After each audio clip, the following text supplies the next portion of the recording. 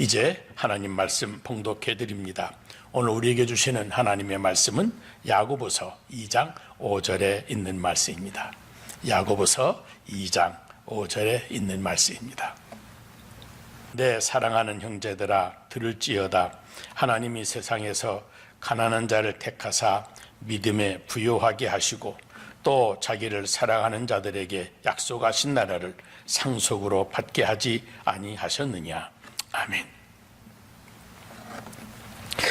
교인들에게 아주 인사도 잘하시고 배려심도 많으시고 자상하신 장로님이셔서 그 장로님의 부인 권사님이 교인들에게 이런 인사를 자주 받으신답니다. 권사님, 저렇게 좋은 장로님과 사시니 얼마나 좋으세요. 그럴 때마다 이 권사님은 뭐라 대답하시는지 여러분 아시겠습니까? 아이고, 한번 일주일만 함께 살아보세요. 그러신답니다. 여러분, 사람을 안다고 하는 것은 참으로 어려운 일입니다. 관상을 봐도 배경을 조사해 봐도 첫인상을 봐도 알 수 있다. 말들은 그렇게 하지만 사실 10길 물속은 알아도 한길 사람 속은 모른다고 하는 말이 맞는 것 같습니다. 사람을 치러보고 경험하면서 함께 살아보고서야 비로소 신뢰할 만한 사람인지 아닌지를 그것도 조금씩 알아가게 되는 것입니다.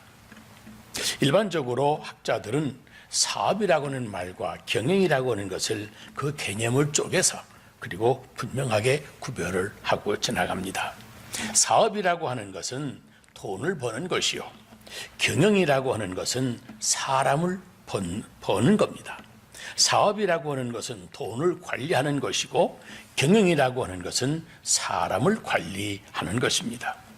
그러니까 사업이 잘 된다라고 하는 말은 돈을 잘 번다라고 하는 말이고, 경영을 잘한다고 하는 말은 모든 사람이 함께 기쁜 마음으로 일하고 있다라고 하는 그런 말이 되는 겁니다. 예를 들어서 조그만 구멍가게 주인은 자기만 혼자 열심히 일하면 밥술은 먹을 수 있습니다. 그러나 사업이 좀 커지면 자기 혼자만의 열심만 가지고서는 안 됩니다. 자기 열심 그 위에 경영의 능력이 더 있어야 됩니다. 그런 의미에서 사업가와 경영인은 구별되는 것이 맞습니다. 그런데 지금 사업들은 잘하는데 경영은 잘못되고 있다고 하는데 문제가 있습니다. 말하자면 혼자 뭔가 열심히는 잘하는데 경영은 잘못한다고 하는 말입니다. 여러분, 경영이라고 하면 보통 자본이 있어야 되고 또 지식이 있어야 되고 기술이 있어야 되고 또 경험이 많아야 되고 그런 얘기를 합니다만은 그보다 더 중요한 요소는 바로 인간, 사람입니다. 이게 모두가 다 사람이 하는 일이기 때문에 그렇습니다. 그렇기 때문에 경영에도 결국에는 인간 문제, 그 인간성이 문제가 되는 겁니다. 내가 아무리 능력이 있고 실력이 있고 자본이 많아도 좋은 사람을 만나지 못하면 아무것도 되는 일이 없습니다. 그런데 여러분, 좋은 사람, 바로 신뢰를 얻을 만한 사람을 만나 함께 일하게 될 때 기업이 잘 돌아가고 사업가에서 비로소 경영인으로 도약할 수가 있는 것입니다. 그래서 신뢰할 만한 사람을 만나는 것, 그것이 복이라고 하는 것입니다. 사람은 누구나 그렇습니다. 누군가가 나를 믿어준다거나 전적으로 믿어준다 할 때, 그럴 때 용기가 생기고 삶의 보람도 있고 밤새워 일해도 피곤하지가 않습니다. 내가 가진 모든 능력을 다 쏟고 싶습니다. 말하자면 충성을 하고 싶다고 하는 말입니다. 그런데 아무도 나를 믿어주지 않고 심지어 디프레션에 빠져서 나도 나를 못 믿는 경우가 있습니다. 그렇게 되면 내가 가진 실력이 아무 소용없습니다. 내가 가진 지식, 내가 가진 능력, 아무 쓸데없는 것이 되고 마는 것입니다. 그래서 믿음, 이 신뢰라고 하는 것이 리더십에서 뿐만 아니라 경영학에서도 중요한 분야로 다루어지고 있습니다. 보세요. 그동안 사람들은 세상을 살아가는데 기본적으로 필요한 것이 IQ다 그랬습니다. 지능지수가 있어야 된다고 말해왔습니다. 그러다가 얼마 전부터는 EQ다, 감성지수가 중요하다 그럽니다. 그래서 신학교의 설교학에서도 교인들의 감성을 자극하는 설교를 해야 된다고 말을 하기도 합니다.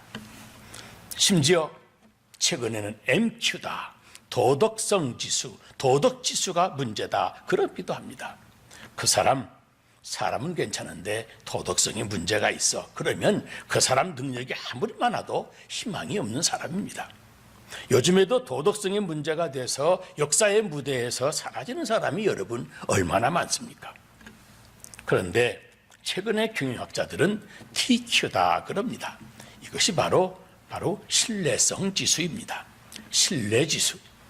사람을 어디까지 어느 정도 믿을 수 있느냐, 그 사람 어느 정도나 믿을 만한 사람인가 하는 것입니다. 그런데 여러분, 그 신뢰지수가 그 사회의 건강 정도를 결정한다고는 사실을 또 알아야 됩니다. 참 무서운 세상이다 라고 말할 때 무서운 세상이라고 하는 것이 무엇입니까? 바로 믿을 수 없는 세상, 못 믿을 세상이라고 그렇게 말하는 겁니다. 나도 너를 못 믿고 너도 나를 못 믿고 그렇게 의심이 점점 팽배해지면 그 관계, 그 사회는 희망이 없어집니다. 가장 작은 단위의 사회라고 하는 가정만 들여다봐도 그렇습니다. 의부증, 의처증, 이거 결국은 가정을 깨고 끝내 살인으로 이어지는 질병 아니겠습니까? 의처증 환자하고 살면 하루도 마음 편할 날이 없을 것이고, 의부증 환자하고 살면 지옥이지 그것은 사는 게 아닐 것입니다. 그 사람의 지식이나 능력이 많든 적든 뭐 잘났든 못났든 아무 소용이 없습니다. 신뢰할 수 없는 사람이 함께 사는 것, 거기가 바로 지옥입니다. 예수님께서 제자들과 함께 계실 때 제자들이 따라다니면서 가만히 예수님을 보니까 예수님의 믿음이 대단하십니다. 그 신뢰지수, 신앙지수가 너무 높습니다. 보세요. 풍랑이 일어날 때에도 예수님은 조용히 주무십니다. 그래서 깨어서 우리 죽게 됐습니다. 그래도 예수님은 믿음이 적은 자들아 어찌 의심하느냐 그러시면서 조용히 계시는 겁니다. 예수님은 여전히 마음이 평안하십니다. 왜요? 하나님을 믿으니까, 하나님을 신뢰하니까. 또 예수님의 이런 장면은 참 아무리 생각을 해도 놀라지 않을 수가 없습니다. 죽은 나사로를 장례까지 다 치루었는데 무덤을 찾아가셔서 돌을 옮겨 놓으라 하셨을 때 그때 말입니다. 이 나사로야 나오라, 나사로야 나오라 하고 소리를 치시는데 그 장면 정말 아무리 생각을 해봐도 참 우리 가슴이 뜨겁습니다. 만일에 여러분 나사로가 나오지 않는다면 어떡하겠습니까? 나사로야 나오라 하고 소리를 지를 때 안 나오면 그런 망신이 어디 있겠습니까? 안 나오면 어떻게 하려고 무덤 앞에 가서 많은 사람들이 보는데 큰 소리로 불러내시는 겁니까? 대단히 깜짝 놀랄 만한 믿음입니다. 놀랄 만한 신뢰를 가지고 계신 겁니다. 이런 스승을 보고 제자들이 너무 부끄러웠습니다. 그래서 주여 우리의 믿음을 더해 주세요. 그런 믿음, 우리도 그런 신뢰를 가지게 해주세요 하고 예수님께 간구하는 장면을 우리가 성경에서도 읽을 수가 있습니다. 오늘 본문에도 보면 가난한 자를 택하사 믿음에 부유하게 하시고 그랬습니다. 가난한 자를 택하사 믿음에 부유하게 하신다. 믿음에 부유하게 하신다. 무슨 말씀입니까? 100% 확신하기까지 더 신뢰하게 해 주신다고 하는 귀한 말씀입니다. 프란시스 후쿠야마라고 하는 사람이 그 트러스트라고 하는 책을 썼습니다. 이건 신뢰라고 하는 뜻이지만 그 뜻대로 그 책의 이름을 그냥 트러스트라고 했습니다. 그 경제에 관한 문제인데 그 경제 윤리의 바탕이 바로 트러스트라고 하는 겁니다. 신뢰 지수에 따라서 경제가 흥하고 망하게 된다는 겁니다. 경제 윤리, 곧 신뢰성이 깨지면 그 사회의 경제는 무너지게 돼 있다고 하는 말입니다. 여러분 아시는 대로 전 세계 공산주의 사회가 하나같이 지금 경제적으로 어려워졌습니다. 그 이유가 여러분 어디 있는지 아십니까? 그들의 기술이 부족해서입니까? 노력이 부족해서입니까? 아니, 지도력이 부족해서입니까? 아닙니다. 공산주의가 경제적으로 어려워진 이유는 간단합니다. 서로를 믿지 않기 때문입니다. 누구도 신뢰할 수 없다고 생각하는 겁니다. 그래서 비밀경찰이 있고 한 사람에게 명령을 하고 그 뒤에 또 감시자를 두고 그 뒤에 또 감시자를 붙이고 그 뒤에 또 감시자를 두고 삐걱하거든 죽여버려라 그러는 겁니다. 이렇게 사는 사회가 공산주의 사회입니다. 전부 다 의심합니다. 아무도 못 믿고 누구도 신뢰하지를 못하는 겁니다. 그러는 동안에 여러분, 인간이 가지고 있는 소중한 잠재 능력, 지혜, 기술 다 소진되고 마는 겁니다. 그것이 공산주의 사회가 못 살게 된 이유입니다. 어느 사회나 사실은 마찬가지입니다. 신뢰 지수가 곧 경제 지수입니다. 오늘도 마찬가지입니다. 신뢰 지수가 얼마나 믿고 있느냐, 이게 참 중요한 문제입니다. 그런데 그 책에서 지적하는 것 중에 이런 이야기도 나옵니다. 우리 한국인은 중국인보다도 더 유교적이랍니다. 중국에서는 충성해서 나라에 충성하는 충을 강조하는 데 비해서 우리 한국은 부모에게 효도하는 것을 더 강조한답니다. 그래서 중국 사람보다 우리 한국 사람이 더 효를 중심으로 한 가족 문화가 최고 가치로 뿌리가 내려졌다고 하는 말입니다. 그런 결과로 어떻게 되느냐 하면 결국은 철저하게 이 가족 중심, 가족 지향적인 사회가 되고 말았다는 지적입니다. 그것도 협소한 의미에서 말하면 내 가족, 내 자식, 내 새끼, 나밖에 모른다고 하는 겁니다. 철저한 이기적인 문화가 한국의 문화라고 말합니다. 그래서 보세요. 우리가 양자를 삼을 때에도 봐도 알 수가 있습니다. 중국 사람이나 일본 사람은 내가 자식이 없으면 남의 자식을 데려다가 양자를 삼아서 법적으로 완전한 자기 자식을 만들어서 가족을 만들고 그리고 자기의 기업을 이어가게 해줍니다. 그런데 한국 사람은 절대로 그렇게 안 한답니다. 양자를 삼을 때는 꼭 자기 핏줄, 조카라든지 하다못해 몇 방울이라도 피가 섞여 있는 것, 이것밖에는 하지를 못한다는 겁니다. 왜요? 믿지 못하니까, 신뢰하지 못하니까. 이게 바로 우리 한국인의 좁은 심성이라고 하는 겁니다. 그러면 이렇게 가족 지향적 사회가 되면 사회 전부가 또 이게 팽배해진다고 하는 겁니다. 가족들 중에도 이게 친자인가 서자인가, 첫째냐 둘째냐, 장남이냐 차남이냐, 사위냐 딱이냐, 도대체 이건 끝도 없이 거리를 계산하는 겁니다. 사돈의 8촌까지 핏줄이 이어지지 않으면 무서운 불신이 끝도 없이 나오는 겁니다. 그런 결과가 우리 사회에서 심상치 않게 나타납니다. 우리나라의 큰 기업, 20대 기업들의 중역의 31%가 다 회장의 가족들이랍니다. 가족들끼리 하는 것입니다. 다른 사람은 세우지를 못합니다. 왜요? 믿지 못하니까. 결국은 아무도 못 믿습니다. 가족을 갖다 놓고서도 몇 촌이냐에 따라서 또다시 의심을 하는 겁니다. 이렇게 되니까 여러분, 비가족들은 소외되기 마련 아니겠습니까? 가족들끼리 다 하는 일에 다른 사람이 거기에 충성해 줄 이유가, 그럴 일이 없지 않는가 하는 말입니다. 그러니까 얼마 동안 충성하다가 경험도 쌓고 기술도 좋은 그런 분들이 어느 날 슬그머니 다 기업을 빠져나와 버립니다. 그 사회에, 그 회사에 더 있지를 않는 겁니다. 왜요? 있을 필요가 없습니다. 왜 남의 집안 식구들 하는 일에 내가 거기 가서 충성하라느냐? 아니, 언제 쫓겨날지 모르는데 그러면서 다 떠나버리는 겁니다. 그러니까 그 귀한 노하우, 지식들이 다 그냥 빠져나가는데 그 기업, 그 회사가 여러분 잘 되겠습니까? 이래서 우리 한국 경제가 어려워졌다고 하는 분석입니다. 근본 원인은 바로 불신 때문입니다. 근데 일본에 김봉학 장로님이라고 하시는 분이 계신데 우리 한국 교계에도 잘 알려지신 분이십니다.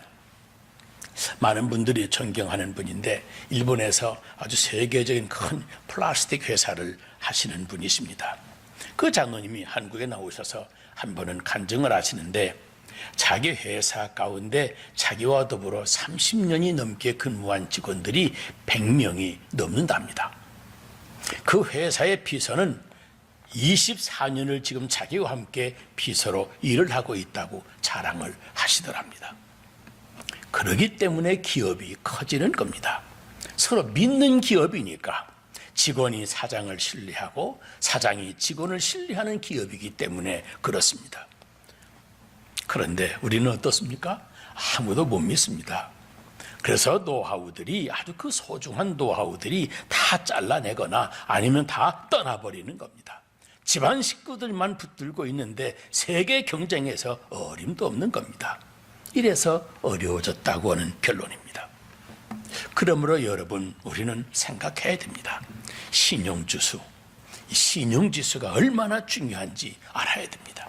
얼마나 믿느냐, 전적으로 믿어주어야 또 믿을 수가 있어야 됩니다. 내가 생을 바쳐 일할 수 있어야 되겠는데 믿을 수가 없으니까 일할 수도 없고 일할 의욕도 없고 일할 필요도 없는 겁니다. 그래서 그 많은 능력들이 다 소장되고 말았다고 하는 이야기입니다. 여러분, 경제가 돈으로 되는 게 아닙니다. 믿을 수 없으면 아무리 많은 재정을 투자해도 소용없습니다. 경제도 신용으로 되는 것입니다. 그런데 경제가 일어나느냐 못 일어나느냐 하는 것 바로 신뢰지수 이거에 비례한다고 하는 사실입니다. 불신은 불행을 초래하고 불행해지면 불안해지고 불안해지면 창의력조차도 다 상실되고 마는 겁니다. 마지막엔 무능한 사람으로 전락하고 마는 겁니다. 예수님께서 비유를 말씀하실 때 유명한 그 달란트 비유를 말씀하셨습니다.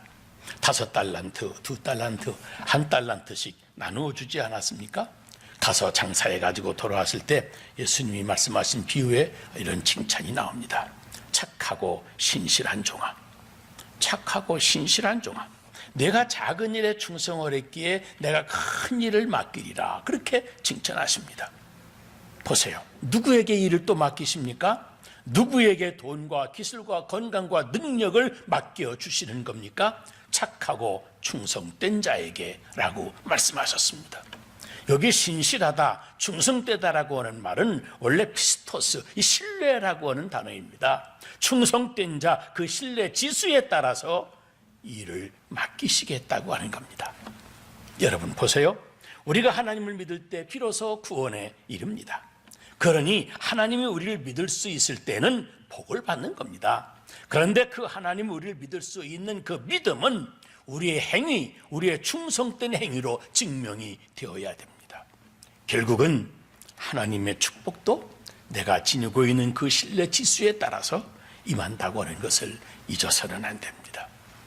믿음의 뿌리는 야고보서 2장 1절에 있는 말씀처럼 그리스도를 믿는 믿음을 너희가 받았으니 그랬는데 바로 거기에 믿음의 뿌리가 있습니다. 예수 그리스도의 사랑, 십자가의 사랑을 믿는 겁니다. 그 십자가에 나타난 하나님의 능력과 사랑과 지혜와 그의 경륜을 믿습니다. 그 믿음이 신뢰의 바탕이 됩니다. 둘째로는 나 자신을 내가 믿어야 됩니다. 십자가 안에 있는 나 자신을 믿는 믿음입니다. 나 자신에 대한 정체의식입니다.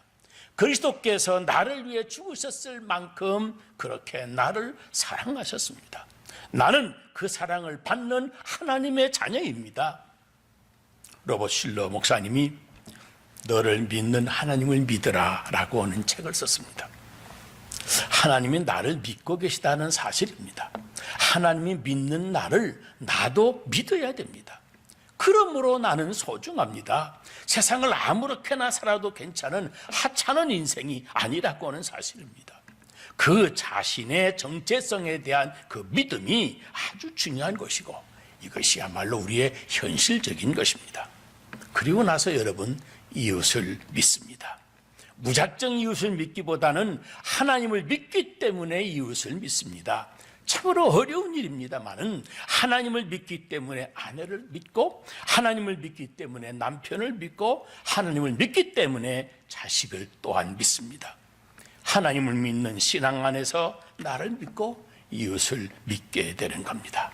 여기 오늘 본문에는 더 깊은 뜻이 있습니다. 가난한 자를 택하사 믿음에 부유하게 하시고 그랬습니다. 믿음을 부유하게 만들어 주신다고 하는 뜻입니다. 가난한 자를 택해서 아주 역설적인 진리입니다. 믿음은 하나님이 주시는 선물입니다. 그런데 그 믿음이 부유하게 되는 것은 언제 어떻게 이루어지는가? 가난 속에서 이루어지고 역경 속에서 부유하게 이루어진다는 말씀입니다. 지금은 재벌에 가까울 정도로 큰 돈을 많이 버신 분이신데 그 부인 권사님이 조금 입이 좀 거르신 분입니다. 그 욕설도 잘하고 그러신 분입니다. 옛날 6.25 전쟁 때 피난 나오신 이야기를 하시는데 너무 생활이 어려우니까 죽 한 그릇을 쑤어 놓고는 부부가 앉아서 한 숟가락만 더 먹으라고 서로를 향해서 권해 주었답니다. 그러면서 당신은 밖에 나가 일할 거니까 한 숟가락 더 떠먹고 가라고 그러고 또 당신은 애들 하루 종일 집에서 수고해야 되니까 당신이 한 숟가락 더 떠먹으라고 하고 죽 한 그릇을 앞에 놓고서도 서로 더 먹으라고 권하고 그랬는데 생각해 보니까 그때가 믿음도 있었고 사랑도 있었고 행복하기도 했었다는 이야기입니다. 그런데 요즘에 와서는 사업을 한다고 돈을 많이 번다고 세상 돌아다니다 보니까 열흘에 한 번 코빼기도 볼 수가 없다고 그렇게 바쁘다고 그런다면서 요놈의 사업 좀 방해져 넘어져라. 그래 그 사람답게 살아봤으면 좋겠다. 그러시는 말씀을 들었습니다. 여러분 왜 그렇습니까? 두 분 사이에 신뢰가 깨진 겁니다. 서로의 믿음이 없어졌습니다. 그러니 이제 행복도 사라진 겁니다. 여러분 이걸 알아야 됩니다. 가난할 때 오히려 신뢰가 있고 거기에 행복도 있습니다. 왜요? 가난한 자 중에서 가난한 자를 택해서 부유하게 해주시는 하나님의 은혜가 있었기 때문입니다. 하나님께서 이스라엘 민족을 애굽에서 인도해내셔서 가나안 땅으로 행하실 때 그들로 하여금 광야에 많은 고통을 당하게 하셨습니다. 고난 중에 하나님께 대한 믿음, 형제 간의 믿음, 신뢰 질서를 높여주셔서 한껏 높여서 그래서 가나안에 들어가게 해주셨습니다. 이것이 축복의 근본이기 때문에 그렇습니다.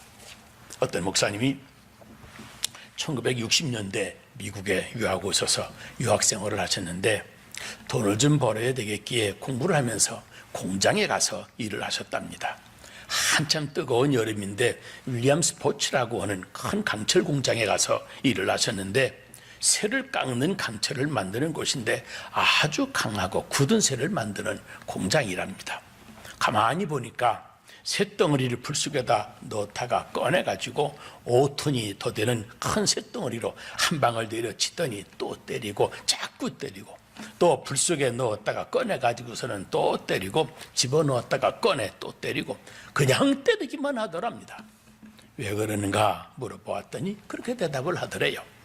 이렇게 때려야 찌꺼기 불순물이 다 빠지고 그리고 순수해지고 이 쇠의 분자와 분자 사이가 가깝게 돼서 강한 강철이 되는 거라고 그러더랍니다.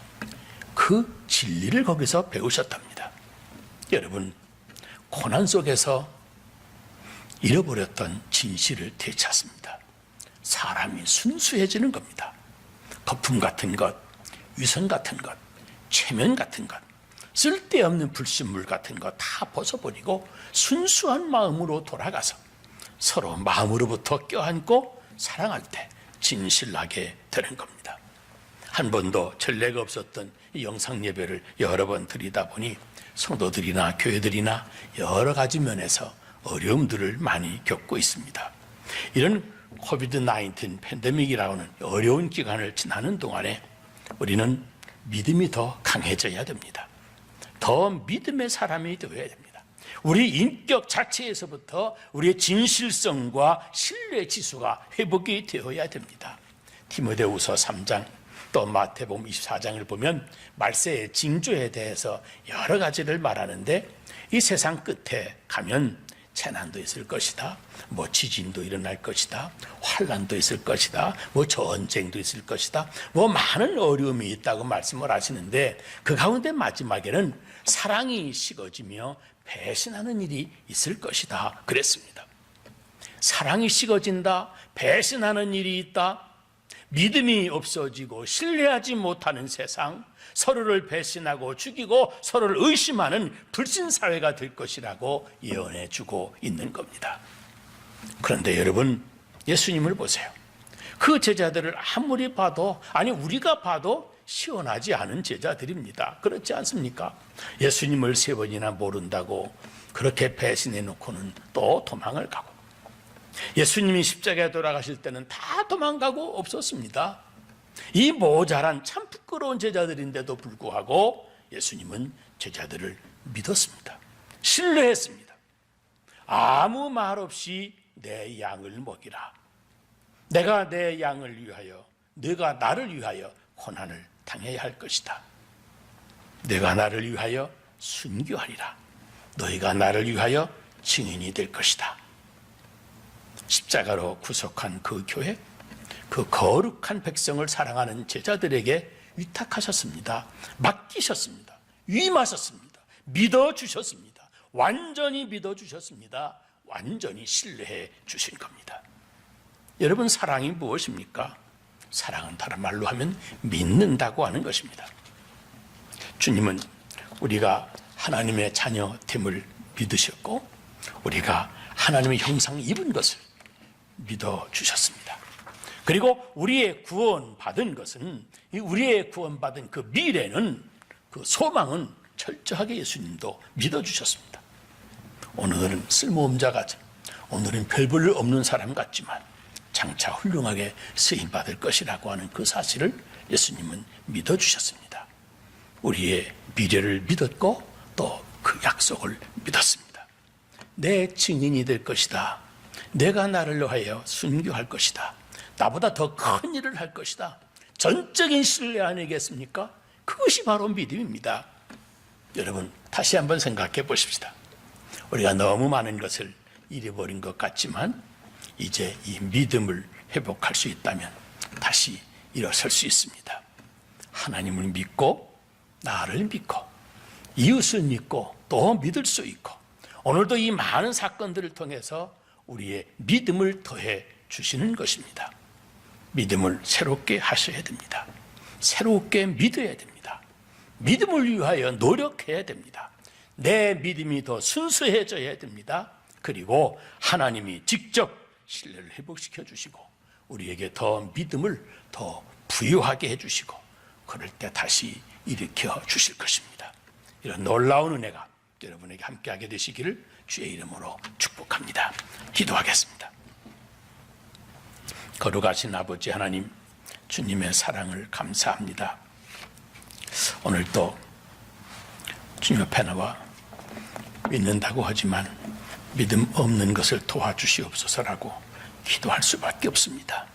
하나님이 우리를 믿어주시는 것만큼 우리도 하나님을 철저하게 믿고 확실하게 믿고, 어설픈 믿음이 아니라 부유하게 해주시는 그 믿음으로 확실히 주님을 붙잡고, 또 주님의 그 놀라운 사랑을 받고 있는 나 자신도 믿고, 그리고 잠재적인 능력도 미래도 다 믿어서 믿음으로 힘써 승리할 수 있는 저희들 되게 해주시고, 서로 사이에도 서로 믿음으로 대할 수 있는 신뢰를 회복하는 우리들 되게 하여 주시옵소서. 오늘도 주 안에서 승리하게 해주실 줄로 믿습니다. 예수님 거룩하신 이름으로 기도 드리옵나이다. 아멘.